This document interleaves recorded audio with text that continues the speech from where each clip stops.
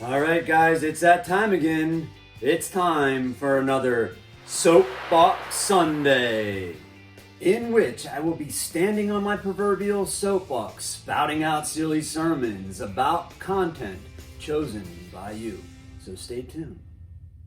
All right, and our question for today is...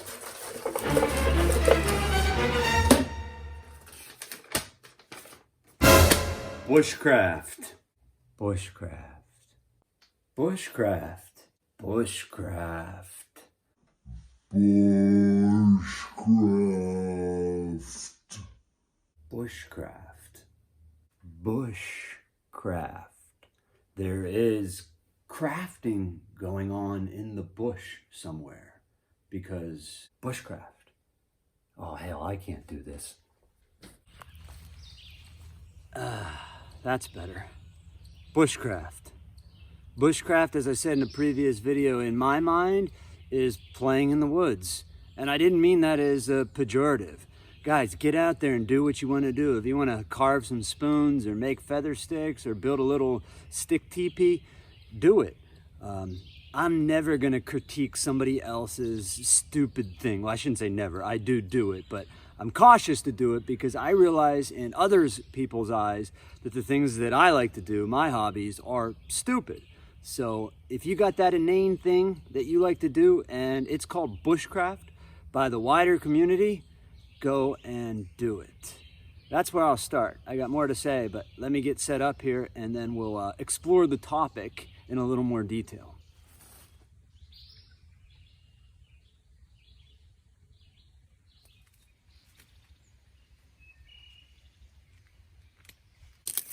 Just remove a few outer leaves there and pull up the center stalk. Beautiful. That'll do, pig. That'll do. It's thick. We're managing. Gosh. It clears out here though, look.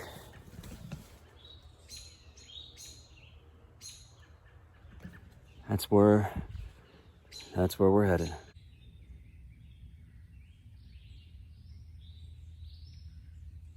All right, since it's warm out today and I just want to cook some ray noodles in the woods, I'm going to use my little bush buddy here. They make ones that are easier to put together that I would recommend.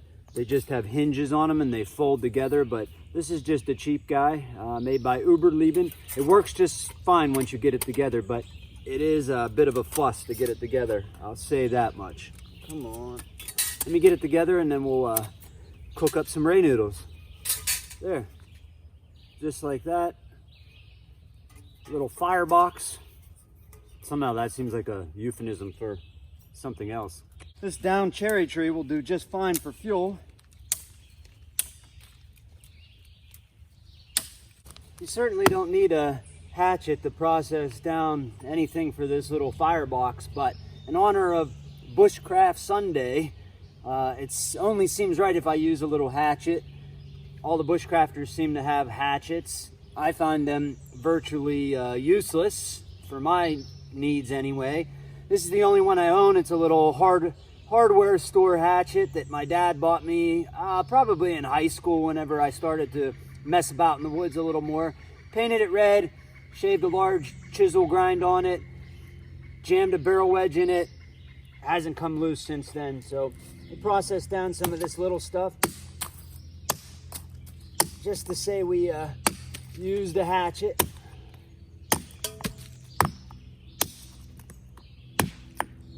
You could easily break this stuff over your knee or over a tree, but there it is. I don't know how bushcrafty a fire starter and a Bic lighter is. Probably should be using matches or a ferro rod, but I ain't got time to piss around like that, so I made these myself. Does that count as bushcraft? First layer. Second layer. It's like baking a cake. Whew. That'll keep the insects away. It's about 85 degrees outside right now, but under the canopy here, it's got to be 10 degrees cooler. The May apples have about had it. They're on their way out, which tells me summer has arrived, which isn't so good for me. I don't like the woods so much in the summer. Too muggy, too buggy. But we'll do a bit of field camping or something when it warms up. All right, we'll wait for that to get going and then we'll shove the big bits in. Yikes. Okay, while we're waiting on that to burn down, let's go ahead and take a chunk out of this seasoned wood here and we'll split that down for a little bit more dense kindling. And for that, we'll use the Silky Gomboy, which is something I see the bushcrafters using. And I gotta say, these Japanese saws, man, they just eat through wood.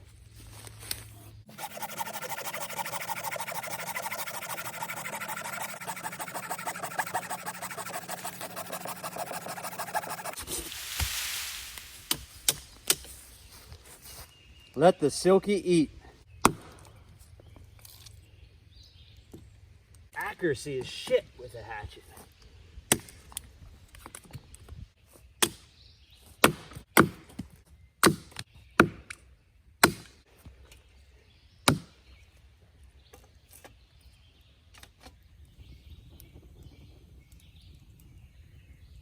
All right, welcome to the Bushcraft Kitchen. Today we have lo mein noodles, 1 carrot, 2 cattail shoots I picked up on the way in, half an onion, some garlic, some sun-dried tomatoes, some cashews, and 1 egg. We will be making some lo mein noodles in the woods. Best food prep knife for the woods, the Open L, and it's all because of this full flat grind.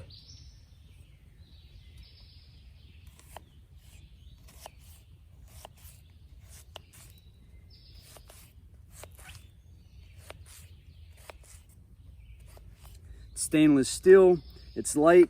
Get yourself one of these side carry sheaths and you're set.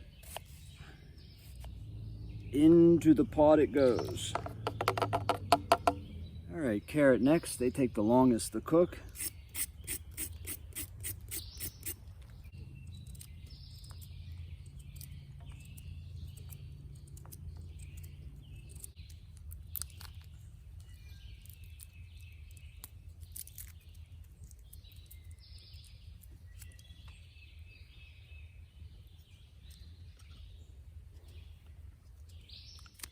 All right, we're gonna add some seasoning. Basically powdered vegetable broth. Oh, I had some dried pheasant's back mushrooms that I picked that I could have brought. I was gonna powder them down, but I dehydrated them and I forgot to bring them. And we'll add some pepper.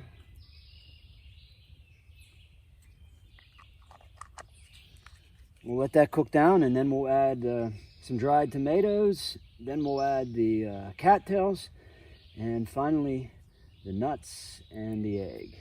And of course, the noodles. Yikes. Noodle down. Still good, right?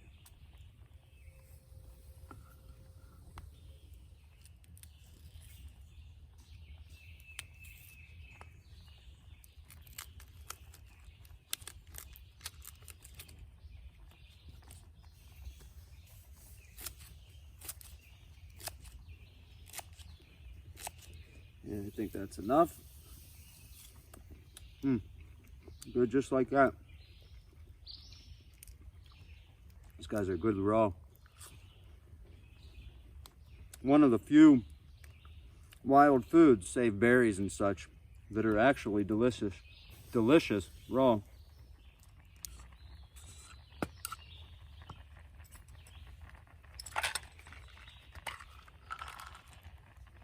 Oh, I almost forgot. What would noodles be without kikkoman?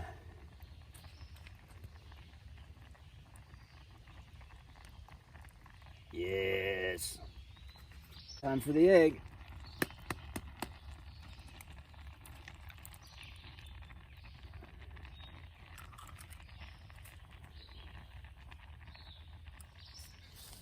Let's check on it here. It should be done. Oh yeah. I'd say she's done, boys.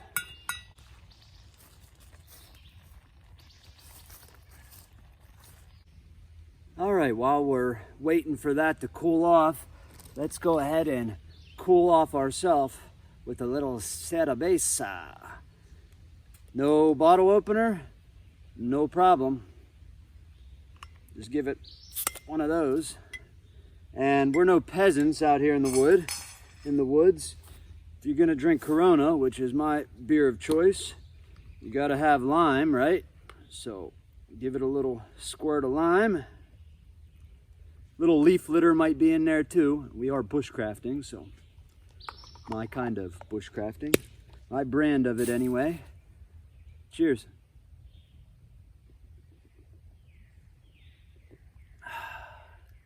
Isn't it always this case with noodles? You think you don't have enough and then you make it and there's twice as much as you think there is. And how many times you do it, you still do it again. Give it another dash of soy sauce. Call it ready to eat.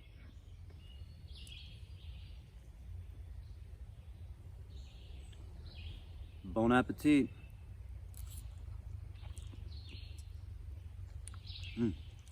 Hot, but good. Very good. Just hot.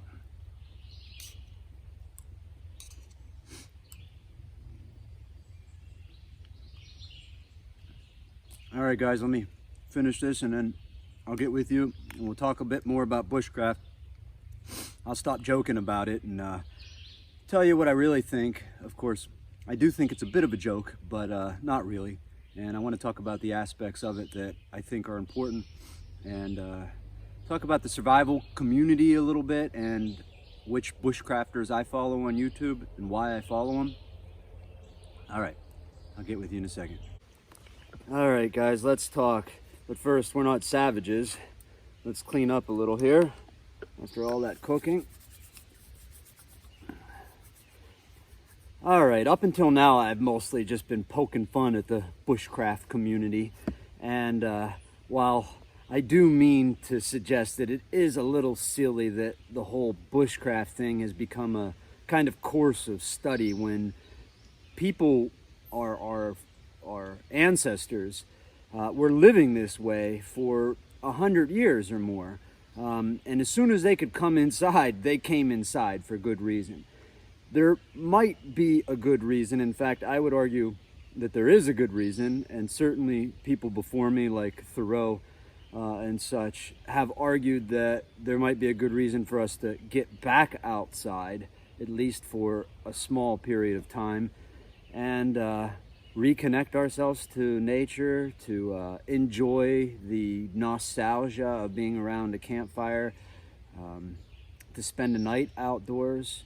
Maybe it'll help you appreciate what you actually have when you get home and get a hot shower. In any case, I do enjoy bushcraft, if that's what you want to call it. I remember watching Les Stroud on TV when I was younger, and Ray Mears. I'm not sure if any of those guys ever mentioned the term bushcraft. I don't even know if it was around. If they did, it would have been Ray Mears. He was more bushcrafty than Les Stroud, both of which were badasses. I remember Ray Mears, the episode that sticks in my mind is he's sharpening his knife out there in the field, and after he goes through all the Japanese whetstones, he walks up to his Jeep, which he rode into the backcountry with, and he hones it on the glass on the window, which was just so cool to see. And Les Stroud, if you don't know who Survivor Man is, then you're just not watching this. But what YouTube bushcrafters do I watch and follow? I think Joe Robinette and TA Outdoors are the big ones, and they're big for a reason. Those guys make being in the woods seem like fun, and that's because it is fun. But my favorite bushcrafter who defines himself as such is Hayes Outdoors. Hazy is funny as hell. His accent alone will make us Americans endeared to him forever.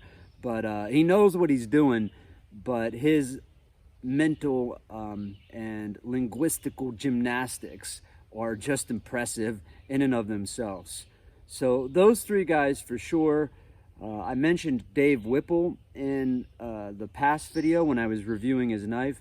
he definitely doesn't identify as a bushcrafter. In fact, he kind of sardonically scoffs at it the way that I do, but it's nothing to be scoffed at. As I said, and I'll repeat myself on this, we all have silly hobbies that we like to do that are silly in other people's eyes. Playing with axes, point in case, right? So, bushcraft. What else do I have to say about bushcraft? What does it really mean to most of these people? Well, it means, I guess, using like natural materials in the outdoors to try to make living outdoors a bit more enjoyable and a bit more civil. I guess that's why I kind of scoff at it, because you're bringing in all these things from your house to go live outside for a day or two, maybe a week if it's an extended period of time. Nothing wrong with that. I do it all the time. I do it every weekend if I can get out.